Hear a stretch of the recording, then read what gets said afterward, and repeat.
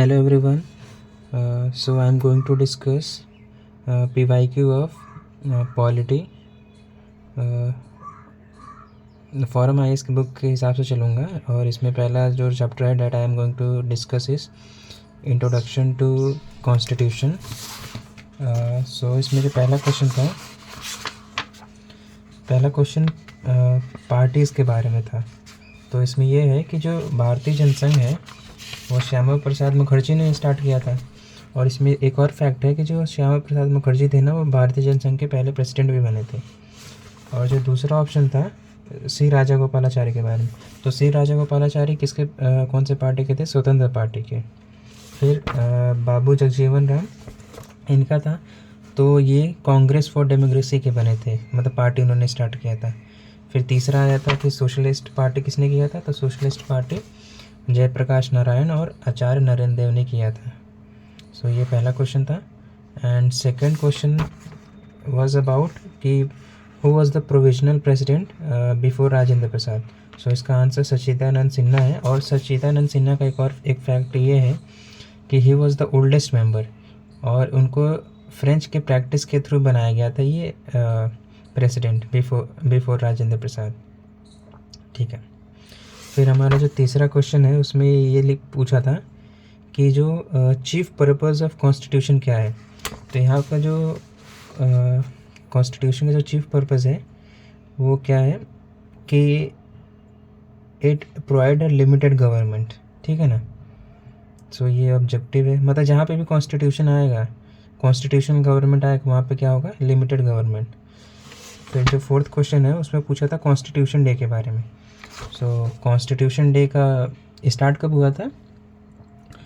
29 अगस्त 1940 नहीं 26 मतलब कब मनाया जाता है? 26 नवंबर हर ईयर 26 नवंबर को हर साल मनाया जाता है। ठीक है ना। और क्यों मनाया जाता है? Because of the adoption of constitution. So हमारा एक चीज़ है कि जो हमारा कॉन्स्टिट्यूएंट असेंबली ने कॉन्स्टिट्यूशन को अडॉप्ट कब किया था? वो था 26 नवंबर 1949। मतलब ये जो प्रीएम्बल में भी जो लिखा रहता है ना, वही है। और इसको केम इनटू कब इफेक्ट में आया था? 26 जनवरी 1950 में।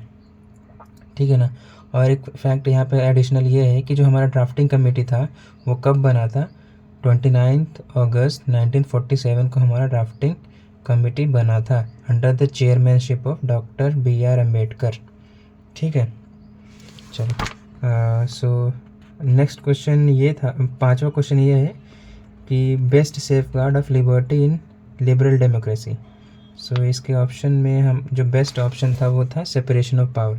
सेपरेशन ऑफ पावर का मकसद क्या होता है कि मिनिमाइज करना possibility of arbitrary excess of government. So इससे क्या होगा? It will prevent the concentration of excessive power by any branch of the government. So best option तो यही है, सेपरेशन ऑफ पावर ही होगा ना, और इलेक्टेड गवर्नमेंट नहीं होगा।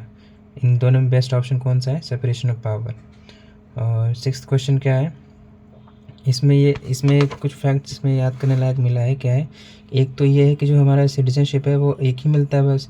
और दूसरा क्या? और ये एनी इंडियन सिटीजन वो it's allegiance only to the union होता है, ना कि स्टेट ये आएगा ना तो स्टेट नहीं करना, यूनियन ही होता है। ठीक है ना।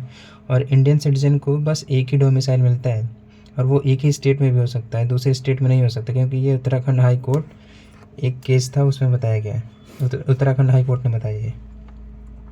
पर यहाँ पे एक फैक्ट ये मिला है, क्या है कि जो USA में है ना, USA में जो प्रेसिडेंट होता है वो ओनली बाय बर्थ से हो सकता है, मतलब सिटीजन ऑफ बर्थ होना चाहिए, सिटीजन बाय बर्थ होना चाहिए, ना कि नेचुरलाइज सिटीजन। सो ये फैक्ट इम्पॉर्टेंट है। फिर क्वेश्चन नहीं, और एक दो फैक्ट्स और है इसी क्वेश्चन में सिटीजनशिप से रिलेटेड, कि जो हमारा सिटीजनशिप में एक ये है कि अगर कोई भी पर्सन जो बाय रजिस्ट्रेशन और नेचुरलाइजेशन से हुआ है और विद इन 5 ईयर्स अगर वो 2 साल के जेल जाता है, इम्प्रिजन होता है, तो उसका सिटीजनशिप छीन लिया जाएगा। सेकंड ये है कि अगर वो 7 साल कंटिन्यूसली इंडिया से बाहर रहता है तभी भी उसका सिटीजनशिप जा सकता है। Then question number 7 is about constitutional status of India on 26 January 1950। So ये बेसिकली ये पूछ रहा है कि जो हमारे प्रीएम्बल में जो वर्ड्स लिखे थे वो उनमें क्या उस टाइम पे नहीं था, उन कौन से वर्ड्स एक्सक्लूडेड थे। सो बेसिकली जब हमारा कॉन्स्टिट्यूशन, जब प्रियम्बल इनिशियली अडॉप्ट किया गया था, तो उसमें सोशलिस्ट, सेकुलर और डेमोक्रेटिक नहीं थे, क्योंकि ये सब बाद में ऐड हुए थे 47th अमेंडमेंट एक्ट। सो उस टाइम पे क्या था, सोवरेन डेमोक्रेटिक रिपब्लिक। तो बेसिकली हमें preamble we need to learn now. Question number 8 क्या पूछ रहा है, कॉन्स्टिट्यूशनल गवर्नमेंट। तो ये तो बेसिकली वही फिर से आ गया कि ना, कि constitutional government is by definition is limited government. So ये तो याद ही कर लेंगे। फिर क्या है, क्वेश्चन नंबर 9 पूछ रहा है the preamble of constitution of India. इसके ये पूछ रहा है कि ये पार्ट है कि नहीं। सो तो प्रियम्बल क्या है ना, प्रियम्बल इस टाइम पे presently part of the constitution है, ये याद रखना है, ठीक है ना। और एक कब हुआ था, केशवानंद भारती केस में 1973। बट इसका क्या है, एक चीज़ ये है कि इसका no legal effect independently of any other part. ये याद रखना है कि पार्ट तो है कॉन्स्टिट्यूशन का, बट वो उसका खुद का इंडिपेंडेंटली कोई लीगल इफेक्ट नहीं है। इसमें एक और केस याद रखना है, Berubari union case of 1960। इसमें ये कहा गया था preamble was not a part. So ये याद कर लो कि केशवानंद भारती में इसको पार्ट बनाया गया और बेरी बेरी केस में पार्ट नहीं बनाया था, ठीक है। क्वेश्चन नंबर 10 क्या है, फंडामेंटल जैसे union declaration of human rights के बारे में पूछा गया है कि हमारे कॉन्स्टिट्यूशन में कौन कौन से पार्ट,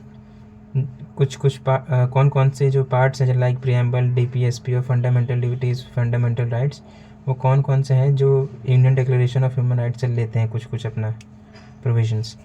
सो इसमें क्या है, सारे ही पार्ट्स लेते हैं, सारे जो जैसे fundamental right, fundamental duties, DPSP, preamble, ये सब कुछ ना कुछ प्रोविज़न जो है ना वो union declaration of human rights से लेते हैं। सो ये तो याद ही कर लो। फिर क्वेश्चन नंबर 11 क्या बता रहा है कि कैरेक्टरिस्टिक्स बताना है ब्यूरोक्रेसी का। सो इसमें बेस्ट ऑप्शन जो है ना वो 4th वाला है, the agency for implementation of public policies. और इस क्वेश्चन में ना एक चीज़ ये थोड़े ब्यूरोक्रेसी के बारे में थोड़ा देख लेते हैं कि जो ब्यूरोक्रेसी है ना वो एडमिनिस्ट्रेटिव पॉलिसी इम्प्लीमेंटेशन ग्रुप है, ठीक है ना। और इसका जो ऑब्जेक्टिव है ना वो ये नहीं है कि expansion of democracy, parliamentary democracy. इसका बस ये है कि implementation of decisions taken by executive है, ये याद रखना है। और ये भी नहीं, फेडरल स्ट्रक्चर को भी प्रमोट स्ट्रेंथन नहीं करता है, क्योंकि जो ऑल इंडियन सर्विसेज है ना वो तो खुद ही एक यूनिटरी है। और प्लस ये है कि जो ब्यूरोक्रेसी है ना वो continuity of policies and execution को प्रमोट करता है, ना कि पॉलिटिकल स्टेबिलिटी को। सो ये फैक्ट याद रखना है। देन क्या है, क्वेश्चन नंबर 12। इसमें ये पूछ रहा है कॉन्स्टिट्यूशन गवर्नमेंट बाय डेफिनेशन। ये तो अगेन बार पर एक ही क्वेश्चन आ रहा है कि लिमिटेड गवर्नमेंट ही है, तो याद कर लो। फिर क्वेश्चन नंबर 13 क्या पूछा है, द 9th शेड्यूल है, 9th शेड्यूल के बारे में। सो 9th शेड्यूल किसने इंट्रोड्यूस कराया था, ये जवाहरलाल नेहरू के समय पे इंट्रोड्यूस हुआ था। फर्स्ट कॉन्स्टिट्यूशनल अमेंडमेंट एक्ट 1951 में इंट्रोड्यूस किया गया था 9th शेड्यूल, जिससे ये जो इम्यून टू जुडिशल रिव्यू के बारे में 9th शेड्यूल है। और बेसिकली इंट्रोड्यूस कब हुआ था, मतलब क्या हुआ था, टू अबॉलिश जमींदारी सिस्टम 8 जून और 1957 को हुआ था ये।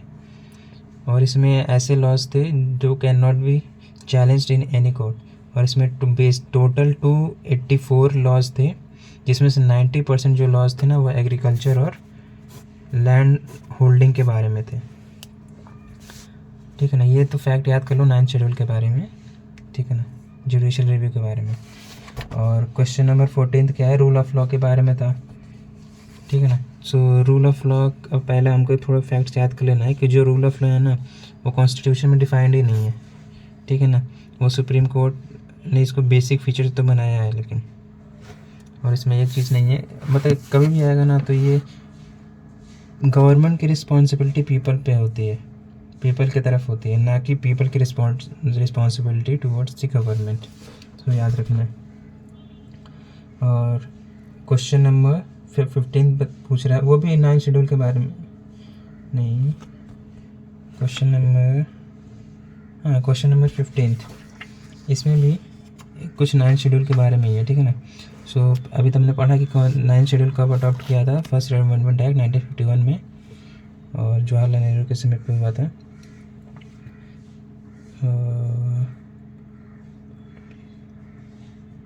और इसमें एक फैक्ट याद रखना है, जो पार्लियामेंट के पास है ना, वो power to place a particular law in 9 schedule, मतलब पार्लियामेंट के पास पावर है कि 9 शेड्यूल में वो लॉज को प्लेस कर सकता है। और लेकिन अभी जैसे हमने पढ़ा कि वो उसमें 9 शेड्यूल में ये लिखा था कि, तो इसमें एक और फैक्ट है कि जो हमारा जो आयार सोहेलो केस था स्टेट ऑफ तमिलनाडु 2007 में, उसमें क्या कहा था ना कि जो मतलब उसने क्या बताया था कि all laws whether it is placed in the 9 schedule are open to the judicial review. मतलब ये अब ऐसा नहीं रहा कि जो 9 शेड्यूल में कुछ भी लॉज हैं वो उनको जुडिशियल रिव्यू नहीं हो सकता है, मतलब अब सारे ही लॉज हो सकते हैं। और ये कब होता है, मतलब और ये सुप्रीम कोर्ट ने क्या बताया था कि all laws under the 9 schedule after April 24 1973 के बाद से जितने भी लॉज हैं प्लेस हुए 9 शेड्यूल में जो कि वायलेट करते हैं fundamental rights guaranteed under article 14, 19, 20, 21, उन सब पे जुडिशियल रिव्यू ऑफ होगा, ठीक है ना। और यहाँ पे जो 24 अप्रैल 1973 है वो ये बता रहा है केशवानंद भारती केस उसी दिन हुआ था। ये फैक्ट याद रख लेना है कि अब ऐसा कोई लॉ नहीं है जो जुडिशियल रिव्यू से बच सकता है, इफ़ इट इज़, ठीक है।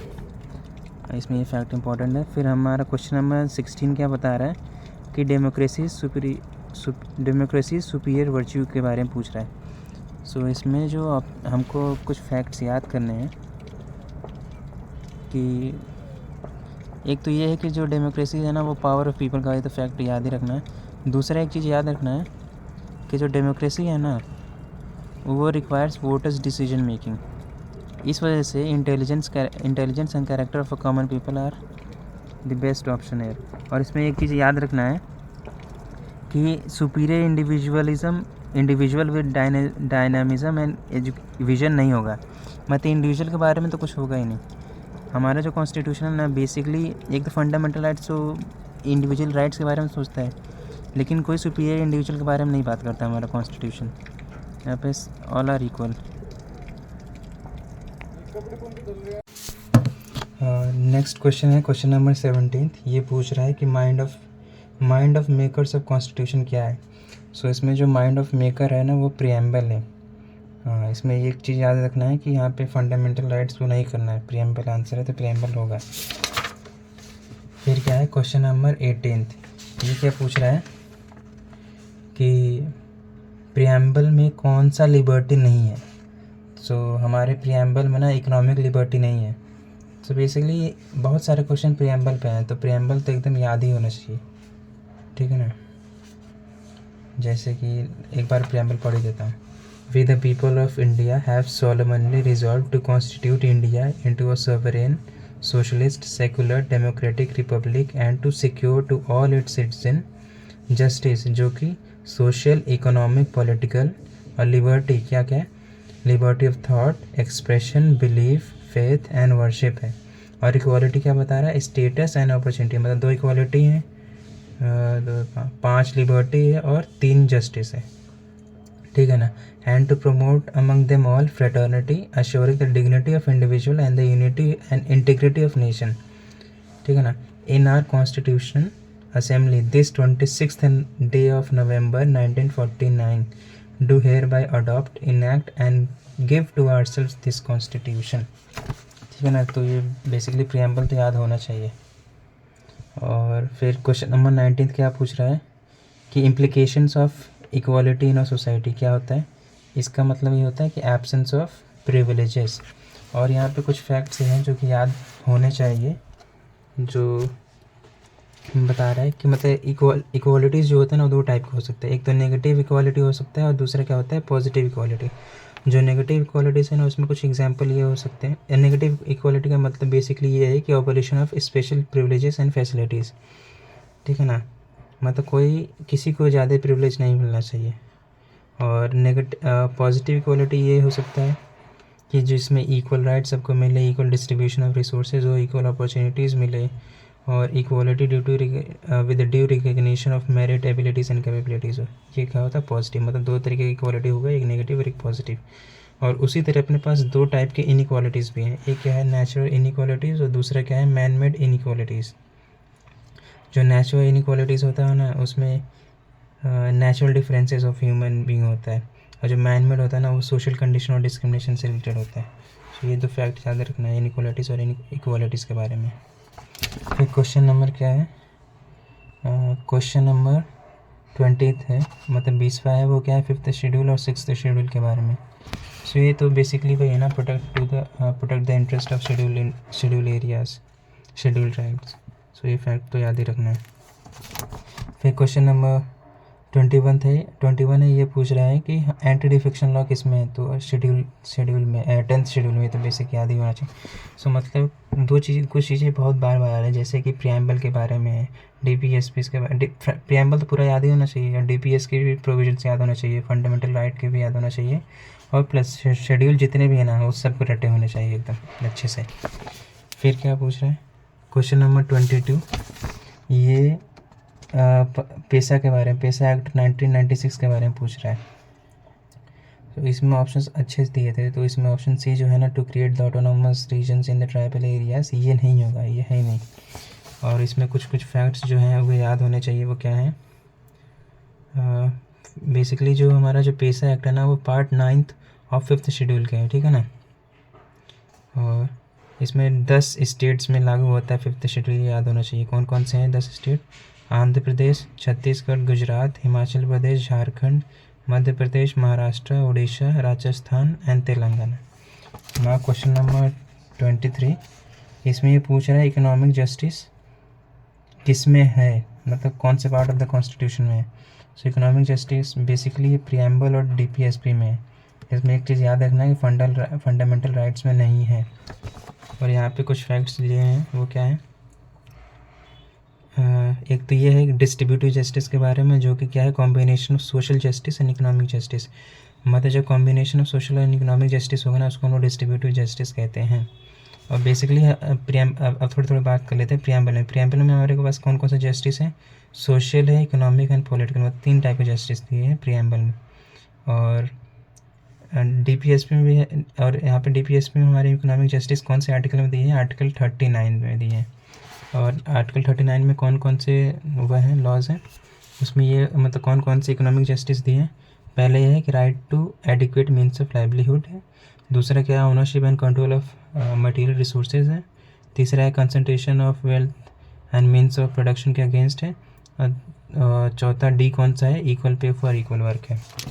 नाउ क्वेश्चन नंबर 24, ये पूछ रहा है principles implied institutional in the parliamentary government. So इसमें कुछ याद रखना है कि एक चीज़ तो ये इसमें एक चीज़ याद रखना है कि जो मेंबर ऑफ कैबिनेट है ना, he must be a member of parliament. मतलब जैसे ऑप्शन दिया था कि member of cabinet are the member of parliament, तो ये करेक्ट मानना है, ठीक है ना। और इसमें एक चीज़ प्रोविजन तो यह याद ही है कि जो अगर वो मिनिस्टर बनाए तो उसको member of parliament with in 6 months बनना ही पड़ेगा। और एक चीज़ और यहाँ पे ये है कि जो कैबिनेट है ना, वो हेड ऑफ, उस कैबिनेट का हेड प्राइम मिनिस्टर होता है, ना कि हेड ऑफ द स्टेट होता है। और ना क्वेश्चन नंबर 25, ये पूछ रहा है कि कौन से प्रोविजंस ऑफ द कॉन्स्टिट्यूशन जो है ना, वो एजुकेशन को बियर करते हैं। सो इसमें सारे ही होते हैं, मतलब बेसिकली सब होंगे। DPSP भी होगा, rural and urban local bodies भी होगा, 5th शेड्यूल, 6th शेड्यूल और 7th शेड्यूल भी होगा। बेसिकली कुछ फैक्ट्स यहाँ पे ये था कि जो DPSPs थे, DPSPs में आर्टिकल 45 है ना, वो early childhood care and education को प्रमोट करता था।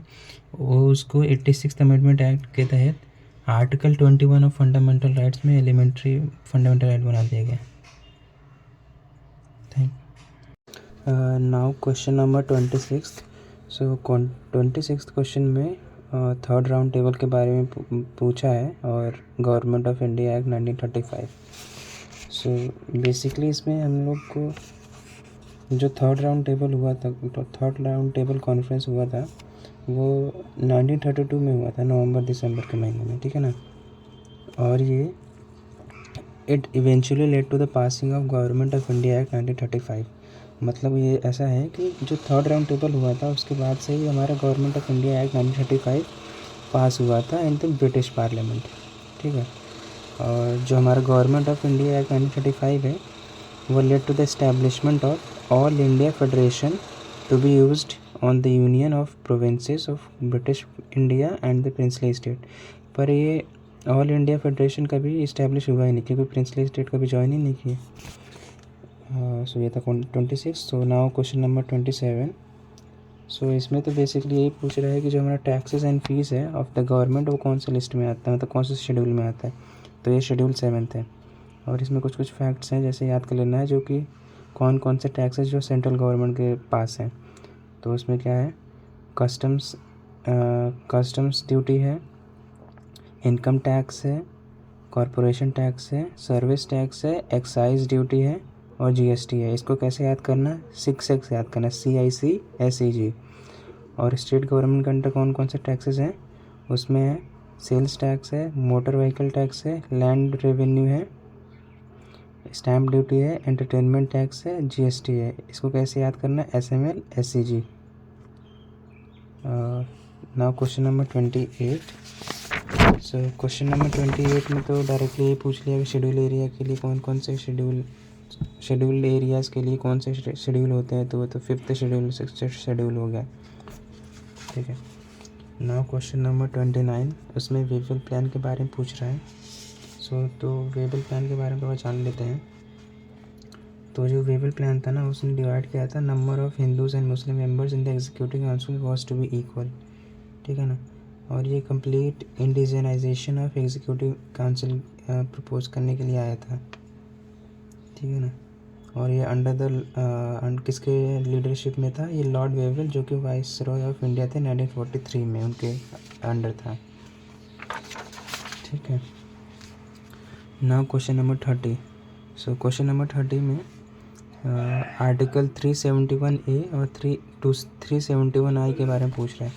सो बेसिकली ये जो आर्टिकल है, आर्टिकल 371 ये नॉर्थ ईस्टर्न स्टेट्स के बारे में स्पेशल स्टेटस देता है उनको।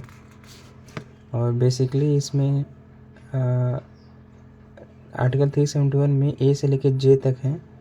सो और इसमें कुछ याद कर लेना, जैसे कि नॉर्थ ईस्टर्न स्टेट्स में कौन कौन से स्टेट्स आते हैं, नागालैंड, असम, मणिपुर, सिक्किम, अरुणाचल प्रदेश और मिज़ोरम। इनको कैसे याद करना है, नाम साम से, NAM SAM। लेकिन एक चीज़ और याद करना, आर्टिकल 371 में ही अरुणाचल प्रदेश के बारे में भी है और गोवा के बारे में भी है, और हैदराबाद कर्नाटका रीजन के भी बारे में, तो ये भी याद रखना है। ये थोड़ा एक्सेप्शन आ जा रहा है, इसलिए ये अरुणाचल प्रदेश, गोवा और हैदराबाद कर्नाटका रीजन याद रखना है। बाकी नॉर्थ ईस्टर्न स्टेट तो याद ही रखना है नाम साम से। ना क्वेश्चन नंबर 31। क्वेश्चन नंबर 31 में तो पूछ रहा है कि न्यू स्टेट्स को क्रिएट करने के लिए कौन सा शेड्यूल में अमेंड करना होता है। सो शेड्यूल 1 ही में होगा, फर्स्ट शेड्यूल में ही होगा। और फर्स्ट शेड्यूल में कितने आर्टिकल आते हैं, 1 से लेकर 4 तक। और आर्टिकल 1 में क्या होता है, India as a union of states होता है, बताता है। और आर्टिकल 2 में admission of establishment of new states within the Indian union. Article 3 में क्या बताता है, न्यू स्टेट्स और ऑल्टर एग्जिस्टिंग स्टेट बाउंड्रीज। और आर्टिकल 4 में क्या होता है, क्रिएशन और abolition of legislative councils in the states. So ये आर्टिकल्स हैं। Now question number 32। तो इसमें तो बेसिकली प्रीएम्बल के बारे में पूछ लिया, कब इस्टेब्लिश, मतलब कब अडॉप्ट इनैक्ट और give to ourself this constitution, कब प्रीएम्बल को अडॉप्ट किया गया था। तो वो 26 नवंबर 1949। 33 जो क्वेश्चन है उसमें ये पूछ रहा है कि कॉन्स्टिट्यूएंट असेंबली का आइडिया फर्स्ट कौन सी पार्टी ने दिया था। सो ये पहला आइडिया किसने दिया था, स्वराज पार्टी 1934। इसमें कांग्रेस पार्टी नहीं करना है, स्वराज पार्टी 1934 ने ही आइडिया दिया था कॉन्स्टिट्यूएंट असेंबली में। ना क्वेश्चन नंबर 34।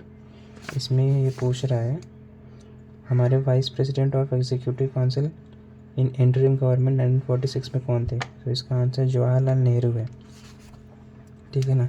और यहाँ पे कुछ फैक्ट्स याद रखना है। एक तो ये पहला तो वही हो गया कि जवाहरलाल नेहरू जो थे ना vice president of interim government थे। अब थोड़ा इंटरिम गवर्नमेंट के बारे में जान लेते हैं। तो ये कब इस्टेब्लिश हुआ था, 2 सितंबर 1946। और इसमें 15 मेंबर्स थे। और इसके जो प्रेसिडेंट थे ना वो वाइसरॉय ऑफ इंडिया थे, इसका प्रेसिडेंट थे। और वाइस प्रेसिडेंट तो भी बताया जवाहरलाल नेहरू।